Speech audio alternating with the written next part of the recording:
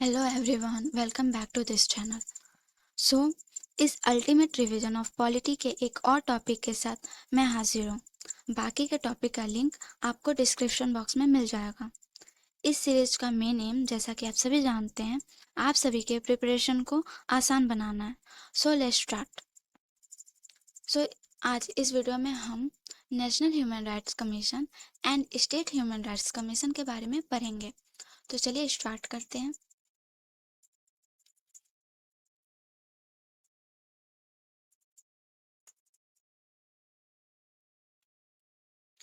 National NHRC और SHRC दोनों एक स्टैट्यूटरी बॉडी है।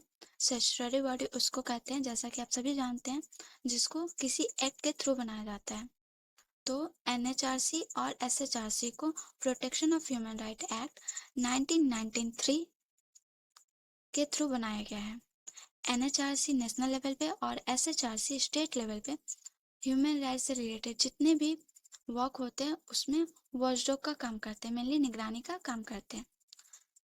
कंपोजिशन: एनएचआरसी में एक चेयरपर्सन होते हैं और 5 मेंबर्स होते हैं।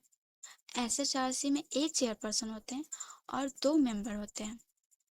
तो मेनली हम लोग पढ़ लेते हैं कि क्या क्या क्वालिफिकेशन लगता है एनएचआरसी के लेवल पे और स्टेट लेवल पे। सो चेयरपर्सन के लिए रिटायर्ड सीजीआई होने चाहिए या फिर जज ऑफ सुप्रीम कोर्ट होने चाहिए। मेंबर के लिए, जैसा कि हम लोगों ने पढ़ा, 5 मेंबर होते हैं।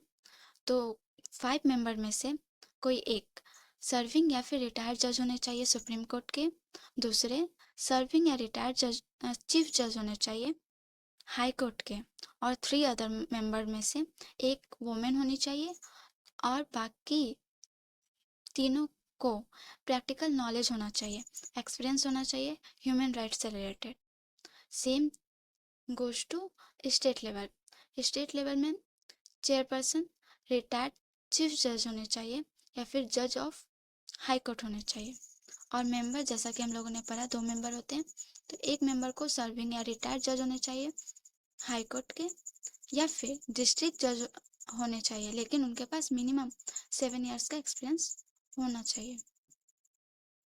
दूसरे पर्सन के पास प्रैक्टिकल नॉलेज एंड एक्सपीरियंस होना चाहिए ह्यूमन राइट्स से रिलेटेड। ओके, इसमें एक नेशनल लेवल पे एक और बेनिफिट है क्या कि जो 5 मेंबर हो रहे हैं और एक चेयरपर्सन हो रहे हैं, उनके अलावा एक्स ऑफिशियल मेंबर भी हो सकते हैं। वो कौन कौन हो सकते हैं या फिर उनके लिए क्या क्या क्वालिफिकेशन लगेगा? तो मेनली वो chairperson of NCBC, national commission for backward classes, national commission for women, national commission for schedule caste, national commission for schedule tribe, national commission for minorities, national commission for protection of child right या chief commissioner of personal with disability. इनमें से कोई भी ex officio member हो सकता है। तो I hope ये स्लाइड आप सभी को समझ आया होगा। तो चलिए मूव करते हैं नेक्स्ट स्लाइड में। तो इन सभी का अपॉइंटमेंट कौन करता है?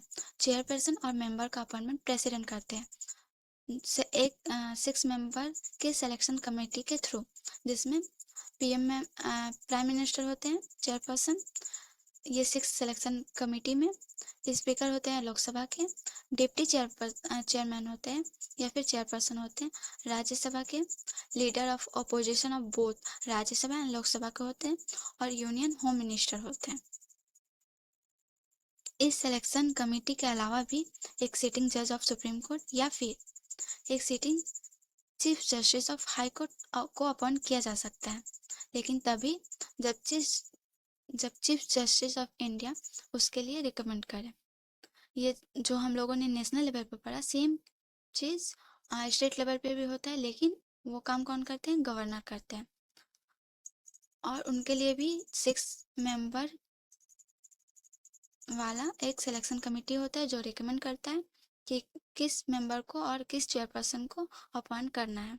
और इसमें भी एक सिटिंग जज ऑफ हाई कोर्ट या फिर सिटिंग डिस्ट्रिक्ट जज को अपॉइंट किया जा सकता है, लेकिन तभी जब उस स्टेट के हाई कोर्ट के चीफ जस्टिस इसके लिए रिकमेंड करें। ओके, तो इन सभी का टेन्योर कितना होता है? तो मिनिमम 3 इयर्स या फिर 70 इयर्स हो सकता है मैक्सिमम। मेनली ये 3 इयर्स के लिए सर्व कर सकते हैं या फिर 70 इयर्स, अगर उनका ये एज हो गया होगा, जो भी पहले होगा उसके बेसिस पे उनका टेन्योर डिसाइड किया जाएगा। ये अपन के लिए एलिजिबल होते हैं अगर उनका ईयर बचा हो, या फिर जैसे कि अगर मान लीजिए उनका 67 ईयर हुआ हो और उनका एक अपॉइंटमेंट कंप्लीट हो गया हो, तो उनको फर्दर रीअपॉइंट किया जा सकता है। लेकिन वो एलिजिबल नहीं होते किसके लिए, फर्दर अपॉइंटमेंट के लिए किसी दूसरे गवर्नमेंट ऑफ इंडिया या फिर स्टेट लेवल पे। सैलरी, इनका सैलरी सेंट्रल गवर्नमेंट डिसाइड करती है, और एनएचआरसी के लिए, और स्टेट गवर्नमेंट डिसाइड करता है एसएचआरसी के लेवल पे। लेकिन ये लोग डिसाइड करते हैं, लेकिन आफ्टर अपॉइंटमेंट ये लोग उनके सैलरी में कुछ भी कटौती नहीं कर सकते अपने मनमर्जी से। सो आई होप ये स्लाइड भी आपको समझ में आया होगा। तो चलिए मूव करते हैं नेक्स्ट स्लाइड में। रेजिग्नेशन, एनएचआरसी अपना रेजिग्नेशन प्रेसिडेंट को देते हैं और एसएचआरसी गवर्नर को। इन सभी का फंक्शन क्या होता है, तो जैसे कि नाम से पता चला, नेशनल ह्यूमन राइट कमीशन, तो ये ह्यूमन राइट से रिलेटेड जितने भी फंक्शन होता है उसको देखते हैं। एनएचआरसी नेशनल लेवल पे और एसएचआरसी स्टेट लेवल पे। ये विजिट जेल में या फिर डिटेंशन प्लेसेस पे भी विजिट कर सकते हैं, वहाँ का माहौल देखने के लिए कि ह्यूमन राइट से रिलेटेड उनको राइट, सभी कैदी को राइट मिल रहा है कि नहीं। तो ये सभी मेनली ह्यूमन राइट को प्रोटेक्ट करते हैं। एक्सेप्शन क्या होता है, यूटी ऑफ दिल्ली, दिल्ली से रिलेटेड जो भी ह्यूमन राइट है उनको सिर्फ और सिर्फ एनएचआरसी ही देख सकते हैं। एनएचआरसी का हेडक्वार्टर न्यू दिल्ली में ही है। एनएचआरसी मेनली स्टेट लिस्ट को और कंकरेंट लिस्ट में ह्यूमन राइट्स से रिलेटेड जो भी वायलेशंस है उसको इनकार कर, उससे रिलेटेड वो एसएचआरसी देखते हैं। बट इसमें भी एक्सेप्शन क्या है कि अगर उससे स्टेट लिस्ट और कंकरेंट लिस्ट से रिलेटेड भी अगर कोई केस एनएचआरसी देख रही है, या फिर कोई और स्टेट, सेंट्रल गवर्नमेंट में कॉन्फेयर अपन एसएचआरसी, ह्यूमन राइट से रिलेटेड जो भी अगर फंक्शन है उससे रिलेटेड एचआरसी को सेंट्रल गवर्नमेंट कॉन्फेयर कर सकता है। बट एक्सेप्शन क्या है, जम्मू कश्मीर और लद्दाख में वो ऐसा नहीं कर सकते। तो चलिए, आई होप ये सभी आपको समझ में आया होगा। तो चलिए मूव करते हैं नेक्स्ट स्लाइड में। टाइम लिमिट, एनएचआरसी और एसएचआरसी जो भी रिकमेंडेशन देते हैं उनको सेंट्रल गवर्नमेंट ने उस रिकमेंडेशन पे या फिर उस केस पे क्या काम किया है उनको विथ इन 1 मंथ बताना होगा। एनएचआरसी और एसएचआरसी के पास क्या क्या पावर होते हैं, तो एनएचआरसी और एसएचआरसी दोनों के पास अपने प्रोसीड्यूर को रेगुलेट करने का पावर होता है। उनके पास सिविल कोड जैसा पावर होता है, वो अपने प्रोसीडिंग में जुडिशियल कैरेक्टर को रिव्यू कर सकते हैं। उनका अपना एक इन्वेस्टिगेशन स्टाफ भी होता है। रिपोर्ट, वो अपना रिपोर्ट एनुअली बेसिस पे या फिर कोई स्पेशल रिपोर्ट हो गया तो एनएचआरसी नेशनल लेवल पे सेंट्रल गवर्नमेंट को देते हैं, और एसएचआरसी स्टेट लेवल पे स्टेट गवर्नमेंट को देते हैं।